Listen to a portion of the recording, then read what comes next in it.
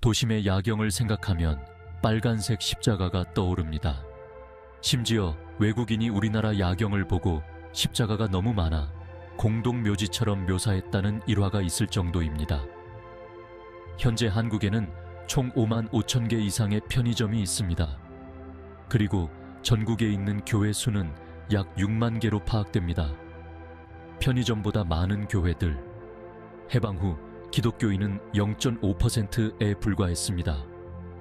그런데 어떻게 이렇게 짧은 시간 안에 교회가 급격히 늘어난 걸까요? 이를 위해 일본 강점기 이후에 미군정 하에서 적산 분배 과정을 살펴보겠습니다. 1970년대 말까지 서울 영락교회는 세계에서 신도 숫자가 가장 많은 교회로 유명했습니다. 그 후 여의도 순복음교회, 사랑의교회 등 곳곳에 더 큰 대형 교회들이 들어섰지만 영락교회는 여전히 개신교 대한예수회 장로회 통합 측을 대표하는 곳입니다. 한편 서울 장충동에 자리 잡은 경동교회가 한국 기독교 장로회를 대표한다는 사실도 많은 이들이 알고 있습니다. 그런데 많은 분들이 모르고 있는 사실은 이 두 교회 모두 1945년 일제가 남긴 일본 천리교 교회 건물을 미군정의 지원 아래 빼앗듯이 넘겨받아 세워졌다는 점입니다. 일본 종교단체들이 남기고 간 많은 재산이 미군정의 관할을 받는 적산, 즉 적국의 자산으로 분류되었는데 그 자리에 교회나 학교 등 100개가 훨씬 넘는 기독교 시설이 들어섰습니다. 일본 기독교는 물론 신사의 재산까지 거의 대부분 개신교에 불화되었습니다. 장로교 총회의 조선신학교와 장로회신학교 두 곳 다 적산을 불화받아 세워졌습니다. 천리교 교회를 인수하여 시작한 서울역 앞 성남교회에 있던 조선신학교는 한신대학교로 발전하여 기장 교단의 모체 역할을 했습니다.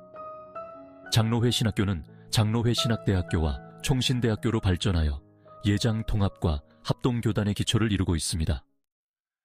이뿐 아니라 장로교에서는 천리교 교회 신도, 신사 일본인 교회 일본불교, 사찰 일본군 기지 등과 적산 가옥 건물 대지 수십 건을 특혜 불화받았습니다. 성결교단은 전국에 걸쳐 불교 사찰 수십 곳을 불화받았고 감리교단은 신사를 물려받은 곳이 많았습니다.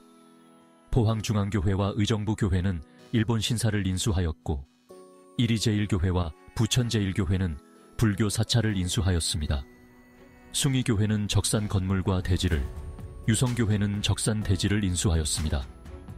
이처럼 개신교가 대규모 적산 종교시설을 인수한 사례는 헤아릴 수 없이 많습니다. 원래 천도교, 대종교 등 민족 종교는 기독교보다 훨씬 더 교세가 컸습니다. 3일 만순동의 중추이자 300만 명이라는 막강한 교인을 확보하고 있었던 동학의 후예 천도교는 일제에 의해 탄압을 받게 됩니다. 일제치하에서 천도교는 공인 종교로 자리 잡지 못하고 유사 종교로 분류됐습니다. 오늘날 수은회관과 그 부근, 즉 경운동과 안국동 일대는 천도교 중앙대교당, 개벽사 등 천도교 부속 건물, 그리고 천도교 간부들의 사택이 들어서 있던 일종의 천도교 타운이었습니다. 천도교는 3.1 만순동, 6.10 만세시위 등 중요한 민족 해방운동의 발상지였습니다.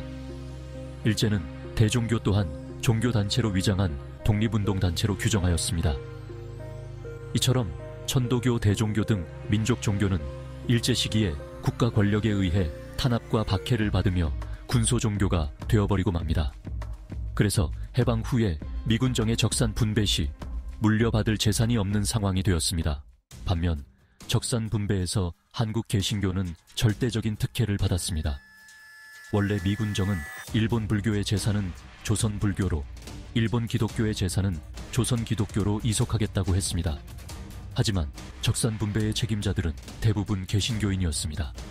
예를 들어 한국인 최초로 신학 박사를 받은 남궁형 목사는 적산관리처장을 역임했습니다. 영락교회의 신자였던 김병훈도 미군 정청 적산관리과에 근무하고 있었습니다. 이처럼 당시에는 영업 개나 하고 기독교를 믿는다면 집 한 채쯤은 문제없이 얻을 수 있다는 풍문이 나돌 정도였습니다. 그래서 일본 개신교 재산은 물론 천리교와 신사 재산도 개신교에 대부분 불화되고 불교 사찰 수십 곳도 교회로 넘겨주었던 것입니다. 그리고 한국 개신교는 천리교의 재산을 미군정의 비호 아래 빼앗았습니다. 조선신학교 교수들은 당시 미군정의 비호 아래 천리교의 재산을 접수하였습니다. 이들은 신학생들을 동원하여 천리교 건물에 살고 있던 천리교 신자들을 폭력적이고 강제적으로 쫓아버리고 건물을 점유하기도 했습니다. 일본 천리교의 재산은 서울 곳곳에 존재했습니다. 이들은 조선신학교 졸업생을 시켜 북창동의 천리교 건물을 접수하게 하고 서울 고등가정학교를 세웠는데 이는 지금 명지대학교가 되었습니다. 한경직 목사는 저동의 천리교 건물을 빼앗아 영락교회를, 송창근 목사는 동자동의 천리교 건물을 접수하여 성남교회를, 김재준 목사는 장충동의 천리교 건물을 접수하여 경동교회를 세웠습니다. 이들 세 목사는 프린스턴 신학교 동문이자 조선신학교의 교수였습니다. 개신교는 그 당시 막강한 힘을 가진 미군정과 그곳에서 일하던 기독교인들이 엄청난 적산 재산을 빼앗아 넘겨준 데에 힘입어 급성장의 길을 갈 수 있었습니다. 처음에 군정청이 내세웠던 원칙대로라면 개신교회로 넘겨준 수십 곳의 사찰들과 현재는 신라호텔이 된 서울 장충동의 방문사 등은 불교계로 귀속되었어야 마땅합니다. 그러나 당시 현실에서는 꿈도 꾸기 어려웠습니다. 한편 가톨릭의 경우는 아주 특별한 혜택을 받았습니다. 조선공산당의 당 기관지 발행소였던 서울 중구의 근택인쇄소, 조선정판사를 1946년 8월 하순에 인수하여 경향신문사와 대건인쇄소를 설립할 수 있었던 것입니다. 이렇게 창립한 경향신문이 오랜 기간 가톨릭 기관지처럼 운영되면서 한국 사회에서 막강한 영향력을 발휘하고 신자 급증을 견인해낼 정도로 큰 파급 효과를 가져왔던 것입니다. 1945년 민족해방 당시 소수 종교에 지나지 않았던 개신교와 가톨릭이 불과 얼마 되지 않아 대종교, 천도교, 유교 등을 제치고 이른바 3대 종교에 진입하여 이제는 신도 숫자에서 1위 자리를 넘보게 되었으며 정치, 경제, 문화 등 우리 사회 각 부문에서 이미 오래전부터 최고의 영향력을 행사하게 되었습니다. 기독교의 계속된 성장의 흐름은 미군정의 적산 재산 불화 과정에서 특혜를 받은 것과 일제의 천도교, 대종교 등 민족 종교를 탄압한 것에서 시작된 것입니다.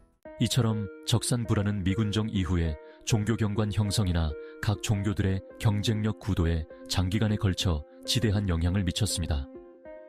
기독교는 좋은 조건의 적산을 많이 차지하여 승승장구할 수 있는 탄탄한 기반을 마련하였지만 그렇지 못한 종교들은 발전을 위한 절호의 기회를 놓친 셈이 되었습니다.